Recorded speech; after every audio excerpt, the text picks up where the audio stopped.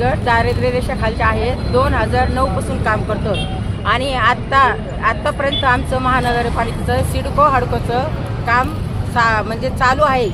काम व्यवस्थित चालू आहे. परंतु काही दिवसांनी 2023-24ला निविदा प्रकरण केली होती. त्याच्यामध्ये 2 वेळेला आम्ही टेंडर भरलं होतं. पहिल्या वेळेला भरलं होतं तेव्हा काही टेंडरमध्ये कमी आलं होतं.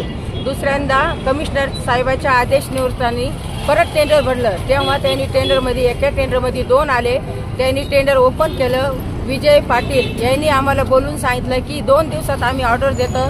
त्यांनी आणखीन आम्हाला ऑर्डर दिली नाही. परत त्यांनी असा निर्णय घेतला की 2दा टेंडर भरलेला असताना बी तिसऱ्यांदा परत निविदा काढायची की विजय पाटील साहेब आपलं बचत गटाची पिळवणूक करतात आणि आम्हाला बोलून ते म्हणले तुम्हालाच का काम द्यायचं. म्हणजे त्यांचा म्हणायचा उद्देश असा आहे की दलित महिलांनाच का काम द्यायचं. आमच्या महिला बचत गट नाहीत का दुसरे. आणि आम्हाला जेव्हा यांना गरज होती त्यावेळेस यांनी घरातून आम्हाला बाहेर आणलं. PFSIचे नंबर काढून दिले. आता त्यांची गरज संपली आणि आम्हाला म्हणतात की टेंडर काढून नवीन कोणते गट आले त्यांना काम द्यायचं. म्हणजे आम्ही इतक्या दिवस काम केलेलं करायचं काय. आमच्या त्या कामावर सगळं आमचं परिवार चालतंय. आणि आमची आयुक्त साहेबाला एवढीच विनंती की जे दुसऱ्यांदा 24 मध्ये टेंडर भरलेलं आहे ती टेंडर प्रक्रिया पूर्ण झालेली, डॉक्युमेंट एकदम ओके झालेले आहेत. तेच टेंडर आमचं उघडून आमच्या पटकन कामाची ऑर्डर ताबडतोब देण्यात यावी ही आम्हाला कमिशनर साहेबाला नम्र विनंती.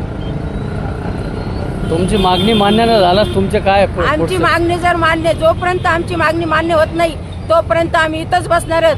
आणि आमची मागणी नाही झाली तर विजय पाटीलला ताबडतोब निलंबित करण्यात यावा.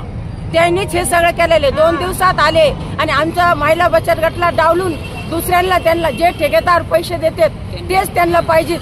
महिला बचत गट 4% काम करतात. त्यांच्याकडून त्यांना काहीच भेटत नाही.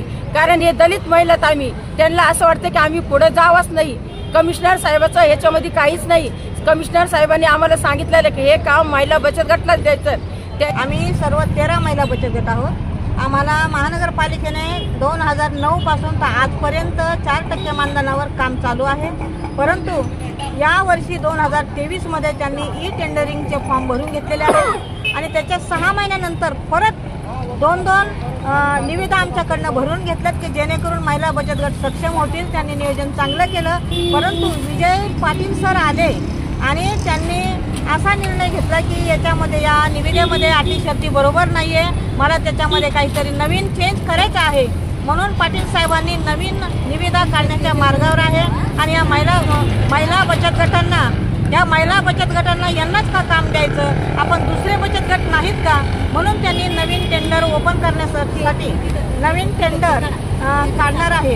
जेणेकरून अगोदर जे टेंडर काढलेलं होतं त्या नियमानुसार त्यांनी पूर्ण पूर्तता केली होती आणि फक्त ऑर्डर देणे बाकी होतं. त्याच्यात काहीही राहिलेलं नव्हतं. परंतु त्यांनी आमच्यावर एक प्रकारचा अन्याय केलेला आहे. आम्हाला ऑर्डर न देता त्यांनी नवीन टेंडर काढणार असा त्यांनी ठाम निर्णय घेतला. त्यामुळे आम्हाला असे वाटते की आमच्या महिला बचत गटाची यांनी पिळवणूक केलेली आहे. आमची फसवणूक केलेली आहे की यांना महिला बचत गटांना काहीच कळत नाही. म्हणून त्यांनी नवीन टेंडर बरखास्त केलं आणि नवीन टेंडर काढण्यासाठी त्यांनी तो मार्ग काढला.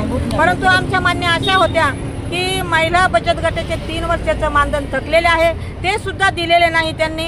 आणि साफसफाई करणारे जे मजूर आहेत त्यांचा पगार महानगरपालिका 4 ते 5 महिने पगार देत नाही. त्यामुळे काय होतं की महिला बचत गटाची आणि मजुरांची पिळवणूक होते. आम्ही या ठिकाणी शासनाचे केंद्र शासनाचे महिला बचत गट आहोत. फडणवीस साहेब आणि एकनाथ शिंदे साहेब यांनी लाडकी बहीण म्हणून जी योजना केलेली आहे की या सर्व लाडक्या बहिणी आहेत. परंतु आमच्या बचत गटाचं खच्चीकरण होतंय.